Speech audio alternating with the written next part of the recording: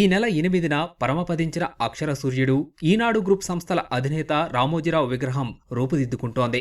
ఆంధ్రప్రదేశ్ ఆస్థాన శిల్పి రాజ్కుమార్ వడయార్ కోనసీమ జిల్లా కొత్తపేటలో విగ్రహానికి తుది మెరుగులు దిద్దుతున్నారు. అనేక చిత్రాలు పరిశీలించి చివరికి 60 ఏళ్ల వయసులో రామోజీరావు ఎలా ఉన్నారో అలాంటి మూర్తి తయారీకి ఉపక్రమించారు. 7.5 అడుగుల ఈ విగ్రహానికి కేవలం 4 రోజుల్లోనే పూర్తి రూపు తీసుకొచ్చారు. విజయనగరం ఎంపీ కలిశెట్టి అప్పలనాయుడు విగ్రహాన్ని పరిశీలించారు.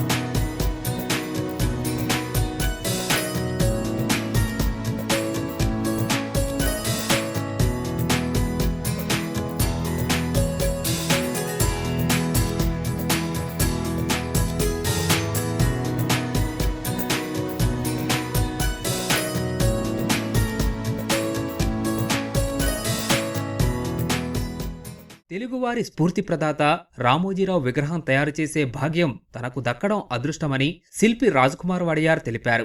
రామోజీరావు గారు బహుముఖ ప్రజ్ఞాశాలి, ఎంతో మందికి మార్గదర్శనం చేసినటువంటి మహోన్నతమైనటువంటి మూర్తి భవించినటువంటి ఆయన మూర్తిని తయారు చేయటం అనేటువంటిది నా అదృష్టంగా భావిస్తున్నాను. రామోజీ ఫిల్మ్ సిటీలో ఆయా విభాగం నుంచి శిల్పకారులు కావచ్చు, పెయింటర్స్ కావచ్చు, ఆర్టిస్టులు కావచ్చు, చాలా మంది ఎంతో మంది ఇక్కడి నుంచి శిక్షణ పొంది బయటకు వెళ్ళినటువంటి వాళ్ళు బ్రాంజ్లో చేయటం జరుగుతుంది. ఇది నమూనా విగ్రహం, వ్యాక్స్ విగ్రహం.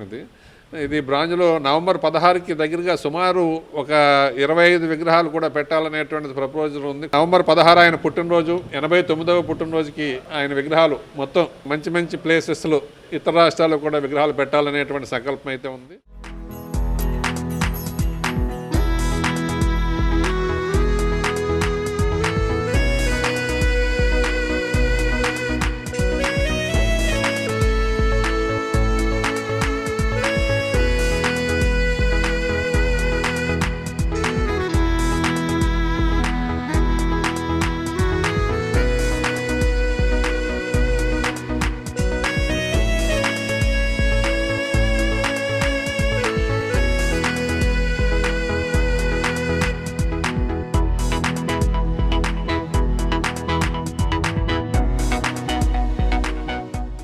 విగ్రహాన్ని ఈనాడు పత్రిక స్థాపించిన విశాఖలో ప్రతిష్ఠిస్తామని విజయనగరం ఎంపీ కలిశెట్టి అప్పలనాయుడు తెలిపారు. తెలుగువాడికి ఆయన తెలుగు ప్రజలకు చేసే సేవను గుర్తుగా ఒక నిలువెత్తు విగ్రహాన్ని ఏర్పాటు చేయాలి. ప్రధానంగా విశాఖపట్నంలో అది స్థాపించాలని. ఎందుకంటే ఆయన ఈనాడు 74లో అక్కడ ఏర్పాటు చేయడం, అక్కడి నుంచి తెలుగు వాళ్ళకి అండగా ఉండి ఏ కష్టం వచ్చినా సరే తెలుగు వాళ్ళకి నేనున్నానని వారు సగర్వంగా ముందుకొచ్చి న్యాయం చేసిన వ్యక్తి. ఖచ్చితంగా ఇది మేము రేపు ఫిల్మ్ సిటీకి తీసుకెళ్లి ప్రదర్శన చేసి ఆయన కార్యక్రమం ఉంది. తర్వాత మేము విశాఖపట్నం చేసి మా సొంత కాలేజీలో ఒక కార్యక్రమం ఉంది, అది కూడా పెడతాం.